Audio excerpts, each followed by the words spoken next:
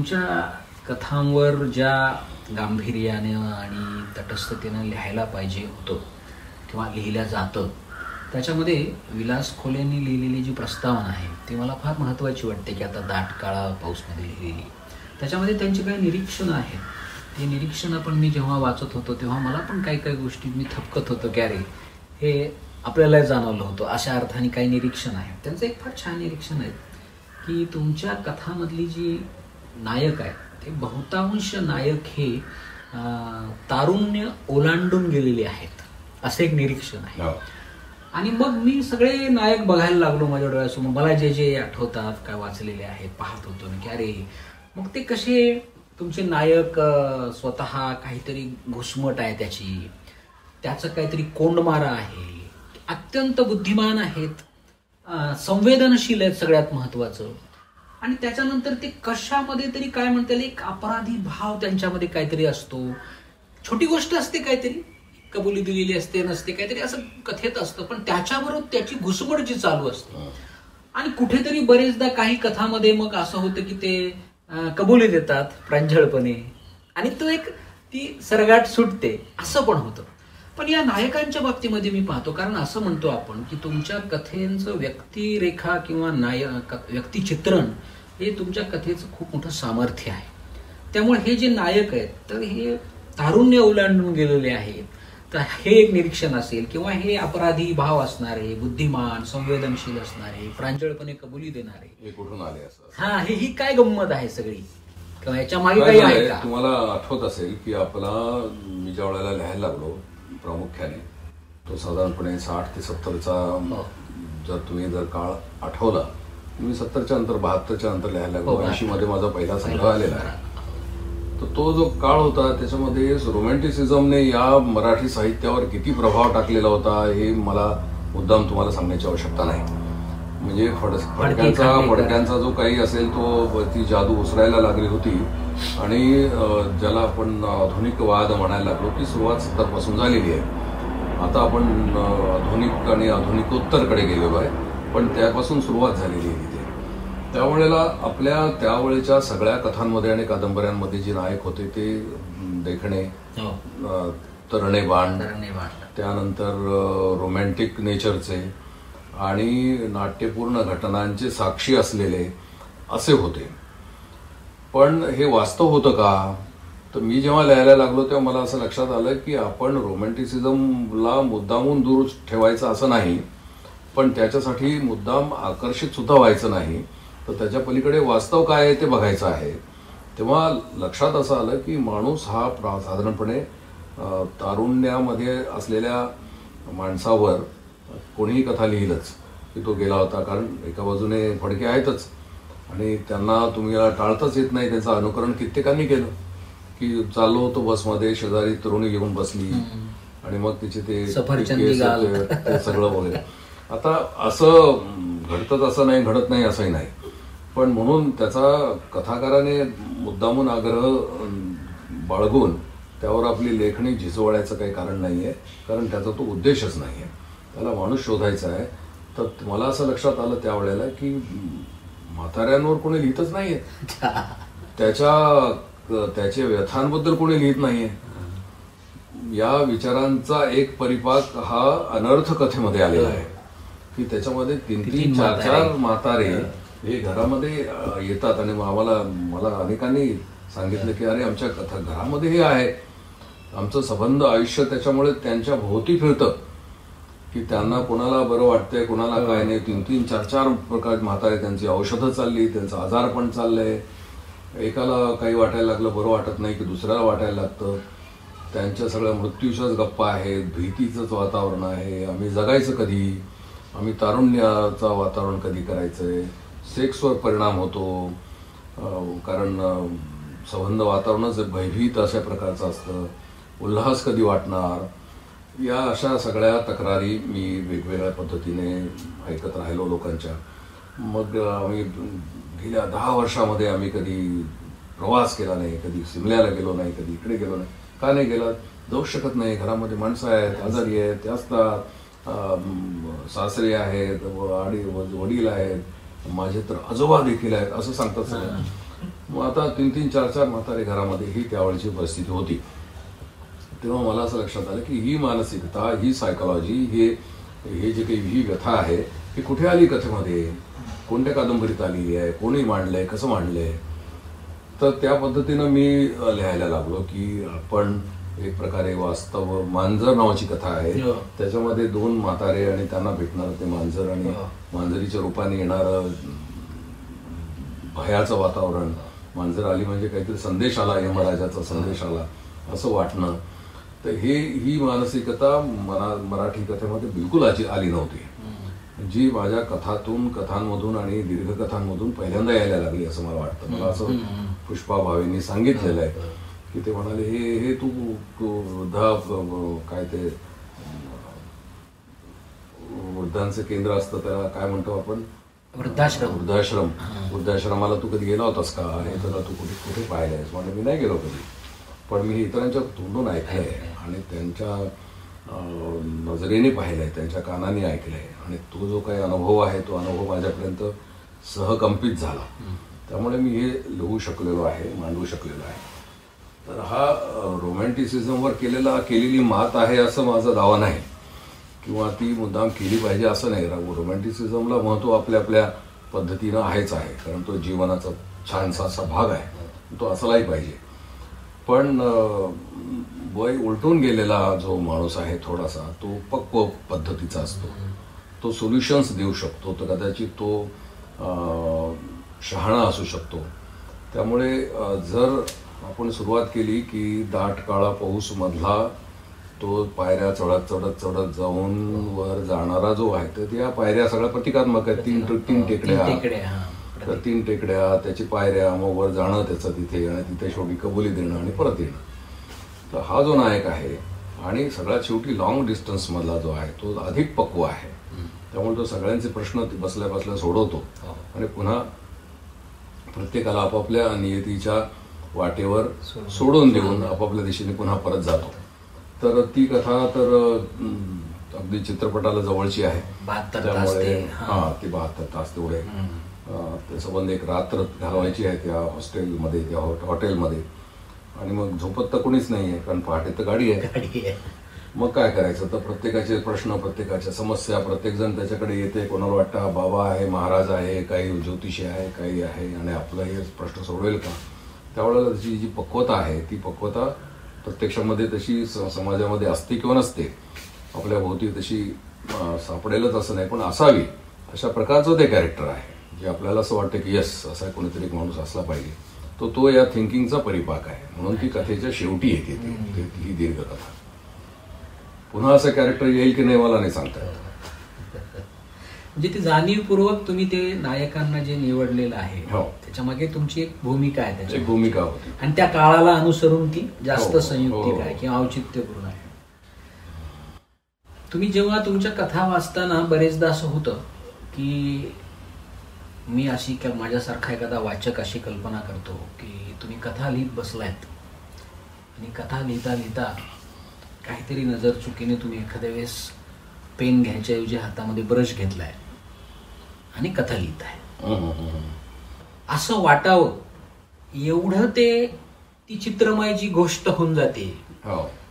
म्हणजे एखाद्या चित्रकाराने जर गोष्ट लिहिली तर ती कशी असू शकते, कारण त्याचं रंगभान जे असतं, दृश्यभान जे असतं, किंवा चित्रकाराच्या ज्या रंग संवेदना ज्या असतात त्या मला पुन्हा पुन्हा जाणवायला लागतात आणि त्या इतक्या सुसंगत जाणवायला लागतात. म्हणजे त्याचं जे कंपोजिशन असतं, त्याचं काय बॅलन्सिंग असतं, हे सगळं त्या घटनामध्ये, चित्रामध्ये, रंगामध्ये ते पुन्हा पुन्हा दिसायला लागतं.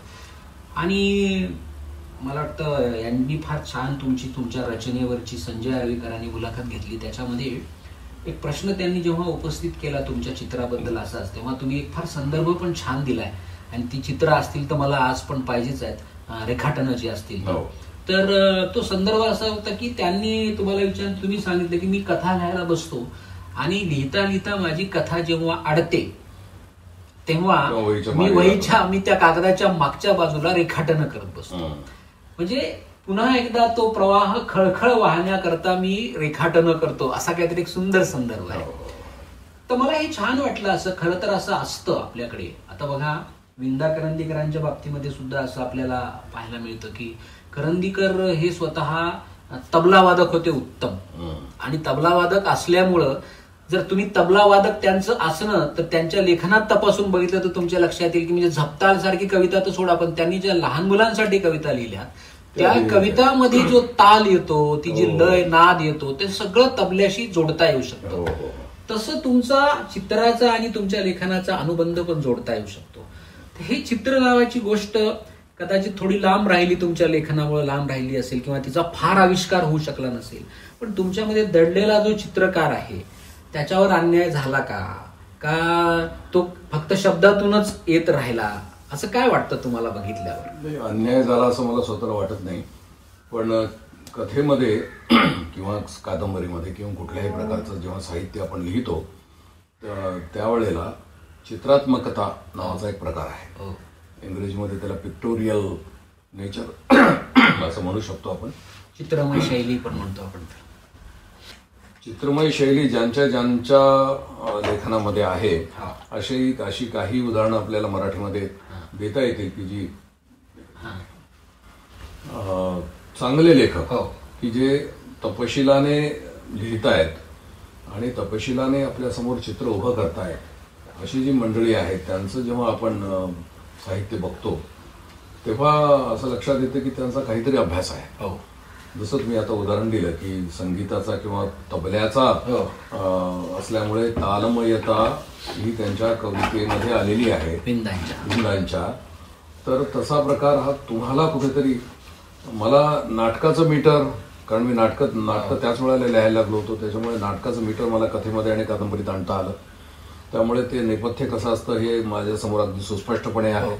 मला हे माहिती आहे की इथे खिडकी आहे, या ठिकाणी दरवाजा आहे, इथे हा बसलेला आहे, इथे ही खिडकी आहे, आणि मग त्याच्या चेहऱ्यावर प्रकाश कुठून येणार आहे, इत्यादी इत्यादी. हे सगळे जे तपशील आहेत हे नाटकाचं मीटर ज्याला कुणाला थोडंसं आत्मसात झालेलं आहे त्याच्या कथेमध्ये हे यायला पाहिजे. येतं तसं नाही, पण यायला पाहिजे, येतं ते. चित्रांच्या बाबतीमध्ये असंच आहे की ज्याच्याबद्दल मला चांगल्या माझी मुखपृष्ठ ज्यांनी तयार केली त्यांच्याबरोबर माझ्या पुष्कळ चर्चा झालेली आहे. दोन्ही चित्रकार मोठे चित्रकार आहेत, रवी मुकुल आणि चंद्रमोहन. दोघांनी मला टाइम अँड स्पेस याबाबत विचारला. म्हटलं तुम्ही का विचारताय? ते म्हणाले आमच्या अभ्यासामध्ये टाइम अँड स्पेस हा मोठा विषय आलेला आहे, येतोच, म्हणजे आम्हाला तो पेपरही असतो. तर what is time and what is space याच्याबद्दल नाटकामध्ये देखील, ते आधुनिक नाट्यशास्त्रामध्ये देखील ते शिकवलं जातं तुम्हाला की ही मधली जी आहे ती अदृश्य भिंत आहे, प्रेक्षकांच्या समोरची बाकीच्या 3 भिंती इथे आहेत, आणि हा जो संबंध अवकाश आहे हा अवकाश संबंध आयुष्याचा आहे, तो तुम्हाला मांडायचा आहे. तर या टाइम अँड स्पेसबद्दल म्हटलं तुम्हाला असं मला का विचारावं असं वाटतंय. तर त्यांनी सांगितलं की तुमच्या कथांवर जेव्हा मी चित्र करायला बसतो त्यावेळेला साध्या नेहमीच्या रेखाटनं करून फेकून दिली, पैसे घेतले असं होत नाही. त्याच्यासाठी विशेष तयारी करावी लागते. ती मनाची बुद्धीची तयारी झाल्यानंतर मग चित्र होतात, त्याच्यात पुन्हा सुधारणा केली जाते, आवडलं नाही तर परत दुरुस्ती होते. त्यामुळे आमच्या चित्रांना उशीर लागतो पोचायला तिकडे. त्यामुळे खूप आधी कथा मिळाल्याशिवाय आम्ही तर हातच लावत नाही तुमच्या कथांना, म्हणजे मला म्हणता येते. तर म्हटलं मला तर ही नेहमीच धडपड करावी लागते, कारण वेळेमध्ये द्यायचं असतं आणि त्यामुळे मी फार वेळेवर देऊ शकत नाही, उशिराच देतो. पण टाइम अँड स्पेसच्या बाबतीमध्ये मी त्यांना असं म्हणत गेलो की वेळ ही जी गोष्ट आहे, काय काळ आहे ही गोष्ट आहे, तर ही एकाच वेळेला स्पंदन पावते, एकाच वेळेला ती आकुंचन पावते, ती प्रसरण पावते, कारण ही तुमच्या स्मृतीशी संबंधित अशी असलेली गोष्ट आहे. आणि तुम्हाला जेव्हा बालपण आठवतंय त्यावेळेला काळ तुम्ही जगता, तो काळ जगायला लागता. आत्ताचा काळ तुम्ही जगताच आहात आणि भविष्यातला काळ देखील तुम्ही जगता कल्पनेने. त्यामुळे तुमचा जो प्रवास आहे हा इतका आंदोलित होत असतो की तो जो काळ आहे हा कशामध्ये तुम्ही बसवणार, तर स्पेसमध्ये बसवावा लागेल. आणि स्पेस कसा आहे तर ते अनंत आहे तुमच्या भोवती. म्हणून तुमचा संबंध अनुभव विश्व जे आहे ते अनुभव विश्व स्पंदित होतं त्या काळाच्या मागे पुढे आणि ते जे काही जो स्पेस तुम्ही निवडता ते तुमच्या मेंदूतला आहे, तुमच्या मनातलं, संस्कारातलं आहे. तर त्यासाठी कथा येते. आता गोरखचिंच, गोरखचिंच म्हटल्यानंतर काही लोक वेडे झालेले आहेत त्याच्यावरती, की त्यामध्ये साकारणारा तो संध्याकाळ, त्याच्यामध्ये असणं तो प्रकाश आणि ते सगळं. तर ते आमच्या घरासमोरच होतो, आम्ही ते पाहतच बसायचो. आणि काय तुम्हाला कुठे सापडलं, ते अनेकांनी सांगितलं मला ते. तर चित्रकार देखील तेच म्हणाले की ती काढताना मी त्याची इतकी रेखाटना काढली त्या गोरखचिंचेची, आणि मग त्यातलं एक आलेलं आहे आणि ते संबंध त्या दिवाळी अंकामध्ये काळा काळा काळा काळा काळा असं आलेलं आहे. आणि दुसरं चित्रकार असं म्हणाले की प्रचंड मोठं झाड आहे असं तुमच्या कथेतलं आलेलं, आणि एक बारकंसं छोटंसं कोकरू बकरीचं त्या झाडाला बांधलेलं आहे. ते त्याचा आकार किती, याचा आकार किती. तर हे दोन्ही मांडत असताना आम्हाला डायमेन्शनसाठी आम्हाला खूप मजा आली आणि ते मांडावं असं वाटलं, कारण हे सांगायचं खूप मोठं आणि निमित्त त्या कोकरूचं आहे. चंद्रमोहन. आणखीन एका कथेची आठवण मला इथे होतीये. 8-8 तास 10-10 तास जिथे लाईट नसतात अशा तालुक्यामध्ये, किंवा कदाचित 12-12 तास लोड शेडिंग म्हणायचे त्यावेळेला, लाईटच नाहीत. काय करणार तुम्ही? अंधारच अंधार. रात्री तर अंधार असतोच, असतो दिवसाही असतो, आणि बाकीच्या काहीच गोष्टी तुम्ही करू शकत नाही. अशा ठिकाणी राहणाऱ्या माणसांची मानसिकता जी आहे ती निराशावादी व्हायला लागते, कारण अंधारातच त्यांना राहायचं आहे. आणि अतिशय उद्ध्वस्त अशा वातावरणात आणि त्या कॉलनीत ते राहत असत.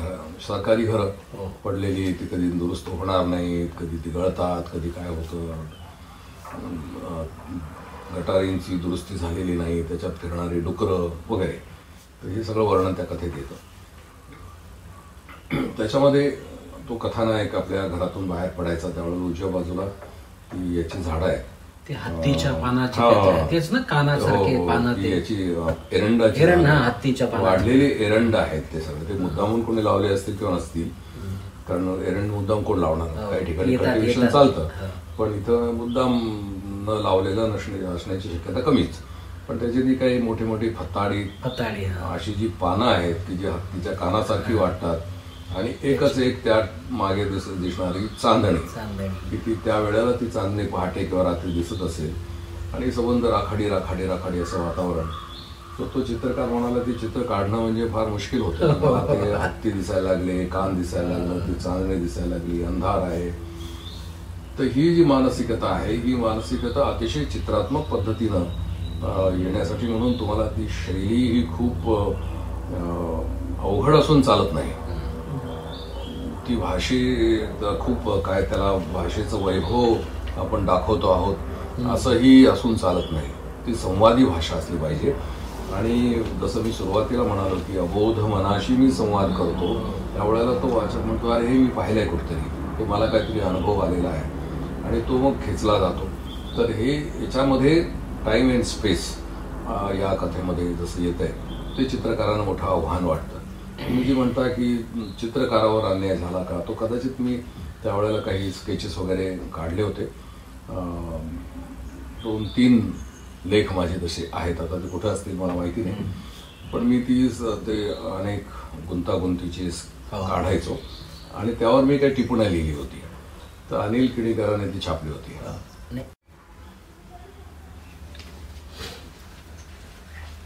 आत्ता आपण बोलताना लाईट जाण्याच्या गोष्टी, लोड शेडिंगच्या गोष्टी, पाण्याच्या गोष्टी, असा काहीतरी एक संदर्भ होता आपल्या बोलण्यामध्ये. तर त्याच्यावरून मला एक असं लक्षात आलं की तुमच्या एकूण कथा वाचताना तुमच्या नोकरीच्या निमित्तानं तुमचा अनुभव विश्व ते होत गेलं म्हणा, किंवा अजून काही कारणं असतील, पण त्याच्यामध्ये जी काही ग्रामीण वातावरण येतं, बरेचदा ग्रामीण माणसं येतात, ती नावं ग्रामीण असतात बरेचदा. तर हे सगळं ग्रामीण वातावरण किंवा ग्रामीण भावविश्व, त्याच्यामधले आशयसूत्रसुद्धा बरेचदा ग्रामीण जीवनाशी सगळी समसाधणारी असतात. म्हणजे आपल्याकडे असं असलं की आपण त्याला ग्रामीण कथा म्हणतो, पण मला असं वाटतं की असं असलं की ग्रामीण कथा असते का, किंवा तसं नसलं की ग्रामीण कथा असते का? असं असल्यापेक्षा आपण कोणतीही कथा लिहित असताना एक माणसाचा मूलभूत विचार करणं, माणूस ग्रामीण असू द्यात का शहरी असू द्या, तो माणूस असतो, अशा अंगाने तुमचा एक विचार पुढे जातो. म्हणून हे ग्रामीण, हे महानगरीय किंवा हे कुठल्या तरी अजून वेगळा स्त्रीवादी अशा पद्धतीनं जे काही आपण सगळे साचे करून ठेवलेले आहेत ते खरं तर अभ्यासाच्या सोयीसाठी आहेत, पण ते इतके आपण पुढे नेत गेलो आणि त्याच्यातून एक वितंड वाद निर्माण करून खरं साहित्य बाजूला पडतं काय अशी अवस्था निर्माण झाली. तुम्ही तुमच्या लेखनातून तर हे सांगत जाता की साहित्य काय, पण तरी पण तुम्ही याच्याबद्दल तुमची भूमिका मांडायला पाहिजे. जीवनाची एकात्मता आपण लक्षात घेतली पाहिजे, इंटिग्रिटी. त्यामुळे हे नागर एक जो भाग आहे जगण्यातला, किंवा ग्रामीण जाणीवा वेगळ्या, नागर जाणीवा वेगळ्या, असं काही आपण मानण्याचं कारण नाहीये. खरं तर माणूस हा दोन्ही ठिकाणी सारखा असतो. जीवन या दोन्ही प्रकारांना, या जगण्याच्या प्रकारांना आपल्या कवेमध्ये घेत असतं आणि त्याच्याही पलीकडे कुठेतरी जीवन असतंच. त्यामुळे ग्रामीण आणि शहरी अशा प्रकारचा जो काही विभाग केलेला असेल कोणी, जसं तुम्ही म्हणता तसं तो अभ्यासाच्या सोयीसाठी केला. लक्षात घ्यायला पाहिजे की 1960 पासून त्याच्या आसपास केव्हा तरी आपण ग्रामीण साहित्याची चळवळ सुरू केली आणि ती प्रामुख्याने म्हणजे त्याची विचार पुण्यातून जरी प्रसारित झाले असले तरी त्याचा एकूण जास्त विचार आणि मंथन हे मराठवाड्यात झालेलं आहे आणि त्यामुळे तिथे चांगल्या पद्धतीनं ती चळवळ उभी राहिली आणि ग्रामीण साहित्याबद्दल बऱ्याच मोठ्या प्रमाणामध्ये तिथून विचार पुढे आलेला आहे. माझी भूमिका थोडीशी वेगळी आहे. मी असं म्हणत आलो की आपण जर जागतिक वाङ्मयाचा जर दाखला घेतला तर असं लक्षात येईल की ज्याला आपण ग्रेट म्हणतो, श्रेष्ठ कादंबऱ्या म्हणतो, श्रेष्ठ साहित्य म्हणतो, ते एका अर्थानं ग्रामीणच आहे. कारण त्याच्यामध्ये वातावरण तेच असतं, त्याच्यामध्ये माणसं ग्रामीणच असतात. कदाचित भाषा देखील ही प्रमाण भाषेपेक्षा वेगळी असेल आणि त्यामध्ये जे तत्व मांडलेलं असतं, त्यामध्ये जी समस्या मांडलेली असते, त्यामध्ये जो शोध घेतलेला असतो, तो शोध ग्रामीण आणि शहरी या दोन्ही जीवन पद्धतीच्या पलीकडे जाणाऱ्या तत्वाचा शोध असतो. आणि म्हणून त्याच्यासाठी ज्या साहित्याचा आपण नेहमी उल्लेख करतो त्या जगभरात लिहिल्या गेलेल्या साहित्यांचा विचार करतात त्या एका अर्थानं ग्रामीण अशा स्वरूपाच्याच त्या कथा आहेत. त्यामुळे अशा प्रकारचा, अशा उंचीवर जाणारं साहित्य आपण निर्माण केलं पाहिजे, अशा प्रकारची भूमिका मी नेहमी मांडत आलेलो आहे. आता ग्रामीण शहरी हा वरवरचा कृत्रिम असा कप्पा आहे. पण काय होतं आहे की मोठ्या शहरांमध्ये देखील प्रत्येक माणूस आपल्या छातीमध्ये एक गाव घेऊन आलेला आहे. त्यामुळे आणि तो ते विसरत नाही. त्यामुळे आणि तो विसरत नसल्यामुळे अनेक खेड्यांचं मिळून कलकत्ता होतं, अनेक खेड्यांचं मिळून दिल्ली होतं असं म्हटलं जातं. त्यामुळे एका अर्थानं शहरी आणि ग्रामीण याच्यामध्ये जो फरक आहे हा कदाचित भौगोलिक असेल, कदाचित राजकीय असेल, कदाचित तो आर्थिक असेल, परंतु माणसाच्या अस्तित्वाच्या संदर्भामध्ये जेव्हा विचार आपण करतो त्यावेळेला या ग्रामीण जाणीवा आहेत, या नागर जाणीवा आहेत असा फरक न करता त्याच्याही पलीकडे असणारा जो माणसाचा स्वभाव आहे, त्याचा जो धर्म आहे, त्याची जी वेदना आहे, त्याची जी भूमिका आहे, त्याचा जो संघर्ष आहे, तो संघर्ष शोधण्याचा प्रयत्न लेखकांनी करायला पाहिजे. असा जेव्हा प्रयत्न आपण सुरू करतो त्यावेळेला आपलं लिखाण हे कदाचित जीवनवादाकडे जायला लागतं किंवा जीवनदर्शी व्हायला लागतं. आणि जीवनदर्शी लेखन करत असताना आपोआपच मग ग्रामीण शहरी इत्यादी वरवरची जी काही कप्पे आहेत किंवा भूमिका आहेत त्या सगळ्या गळून पडतात आणि मग तुम्ही शोधता की इथे पण जगता येतं. आणि याही पद्धतीने माझी प्रवाह नावाची कथा आहे. या प्रवाह नावाची कथा ही एका संशोधकाची आहे आणि हा संशोधक एका खेड्यामध्ये मुद्दाम शोध करण्यासाठी गेलेला आहे आणि त्याला एका अर्थानं ग्रामीण म्हणता येईल आणि एका अर्थानं दलित म्हणता येईल अशा संतांच्या काही रचनांचा शोध घ्यायचा आहे. आणि त्याच्यासाठी म्हणून तो अपॉइंटमेंट्स घेऊन यांच्या घरी जा त्यांच्या घरी जा असं करत करत त्या ठिकाणी जाऊन थांबलेला आहे. आता हे जे काही तिथलं वातावरण आहे, प्रवाह कथेचं नाव आहे, म्हणजे वेगवान प्रवाह. पण हा आला नागर क्षेत्रातून, त्यामुळे त्याच्या जाणीवा कदाचित नागर असतील, पण तिथे असणारी त्याला भेटणारी ही सगळी माणसं ग्रामीण आहेत. पण ग्रामीण वातावरण म्हटल्यानंतर आपल्या नजरेसमोर जे काही उभं राहतं एक प्रकारे आपण पूर्वग्रह दूषित असे आपण झालेलो आहोत की मोठ्या मोठ्या कथाकारांनी आपल्याला हसवलं ग्रामीण कथा सांगून आणि कथा कथन करून. त्यामुळे आपल्याला ती मजा वाटते खूप की कशी भाषा आहे, कसे स्वभाव आहेत त्यांचे. पण ही एका अर्थानं टिंगल टवाळीच आहे. पण याच्या पलीकडे माणसं ज्या गांभीर्याने जगतात, त्याच्या पलीकडे जाऊन ग्रामीण क्षेत्रातली माणसं ज्या पद्धतीनं जीवन जगतात, त्यांचे जे संघर्ष आहेत ते आपल्याला समजून घ्यायचे असतील तर तुम्ही टिंगल टवाळी काही करू शकत नाही. तर तुम्हाला जगण्याच्या बिंदूला साक्षी ठेवून तुमच्यातली क्रिएटिव्हिटी सगळी तुम्हाला जागृत करावी लागते. तेव्हा तुमच्या असं लक्षात येतं की हा जो काही माणूस आहे हा सर्व दूर पसरलेला आहे, खेड्यात असेल, तालुक्यात असेल, अर्ध तालुक्यात असेल, कोणत्याही पद्धतीने तो जगत असला तरी त्याचं जगणं जे आहे ते अस्सल आहे आणि ते खरं आहे. त्यामुळे खरं जीवन तुम्हाला पकडायचं आहे, सत्य पकडायचं आहे त्याच्या मागचं. तर त्याच्यासाठी म्हणून तुम्हाला अशा प्रकारचे जे काही विभाजन आहे ते विभाजन करून चालणार नाही. ज्यांनी विभाजन केलं त्यांनी ती आपल्या आपल्या सोयीसाठी केलं आणि त्यांनी त्यातून काही फार मोठं श्रेष्ठ असं वाङ्मय निर्माण केलं आहे असं आपल्याला दिसत नाही मराठीमध्ये. त्या वेळेपुरतं ते केलं असेल, पण जेव्हा आपण काही वर्षाने वळून बघतो त्यावेळेला ते ग्रेट आहे, श्रेष्ठ आहे असं आपल्याला दिसत नाही. त्याचं कारण असं की त्याच्यामध्ये हा एलिमेंट नव्हताच जो ज्याच्याकडे मी लक्ष वेधतो आहे तो. म्हणून आपण कृषीप्रधान देश आहे म्हणतो आपण, तर कृषीवर आधारित असलेली मोठी जीवनवादी कादंबरी मराठीमध्ये नाही, लिहिलीच नाही आहे कोणी. कारण ती का लिहिली नाही? बरं, आपल्याकडे तपशील उपलब्ध आहेत, आपल्याकडे प्रतिभावान लेखक आहेत, आपल्याकडे माहिती आहे. असं नाही आहे की मुंबईतल्या माणसाने येऊन इकडे मराठवाड्यात बसून कादंबरी लिहिली पाहिजे असंही नाही आहे. त्यामुळे माहितीचं आदान प्रदान आहे, प्रतिभावान माणसं आहेत, संरचना करण्यासाठी असलेली आवश्यक असलेली वातावरण निर्मिती आहे. असं असताना देखील अशी कादंबरी अजून निर्माण झालेली नाही आहे. त्यामुळे अशा श्रेष्ठ कथा, श्रेष्ठ कादंबऱ्या कोणत्या की ज्या ग्रामीण जीवनावर आधारित आहेत असं आपण म्हणायला लागतो, त्यावेळेला आपण विचारात पडतो अशी परिस्थिती आहे.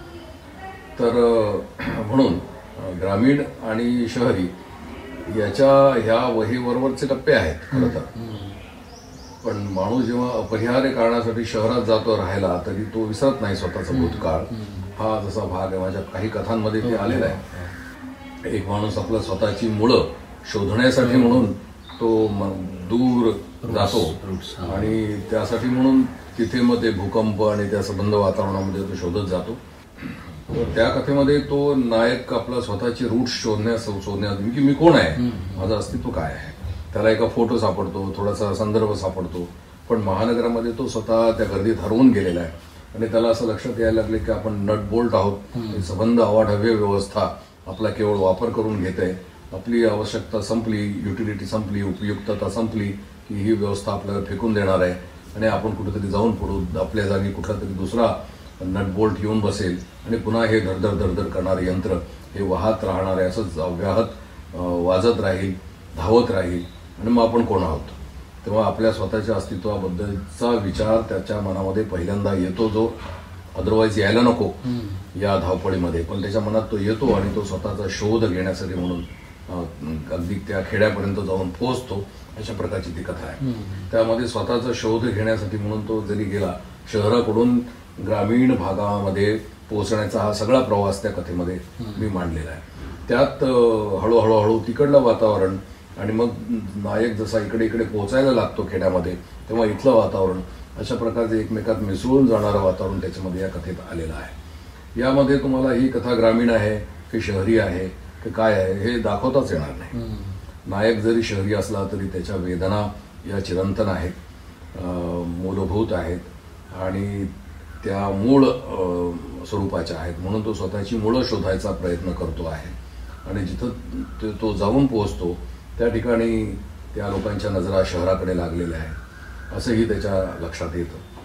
तेव्हा ही जी सरमिसळ आहे जगण्यातली, ही जर आपल्याला शोधायची असेल तर मला वाटतं हे कृत्रिम भेद आपण मिटवून टाकले पाहिजेत.